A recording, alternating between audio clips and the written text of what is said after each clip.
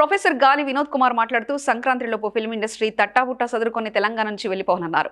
10 సంవత్సరాల ఉమ్మడి రాజధాని అయిపోయింది కదా, ఇంకా ఇక్కడ మీకు ఏం హక్కు ఉందని అంటున్నారని, మీ స్టూడియోలు ఆంధ్రలో పెట్టుకోండి, ఇక్కడున్న స్టూడియోలు మా తెలంగాణ వాళ్ళకు లీజుకి ఇవ్వండి అంటూ డిమాండ్ చేశారు. ఆంధ్ర సినిమా ఇండస్ట్రీ వైజాగ్ తరలి వెళ్లేదాకా ఉస్మానియా విద్యార్థులు ఎట్లయితే చేశారో అట్లాంటిది మొత్తం యావత్ తెలంగాణ విద్యార్థులు అంతా చేస్తారు.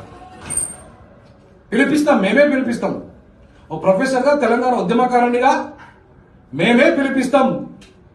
మీరు వైజాగ్ మీ మొత్తం తట్టాబుట్ట చదువుకొని ఇప్పుడు సంక్రాంతి రాబోతున్నారు.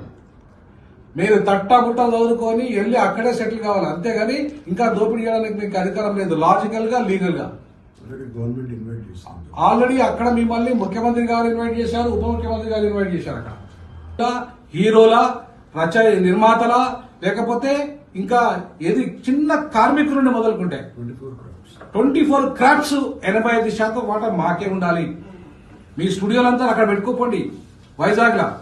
మాకు మా ప్రభుత్వానికి స్వాధీనం చేయండి, లేదా మాకు లీజుకి ఇవ్వండి.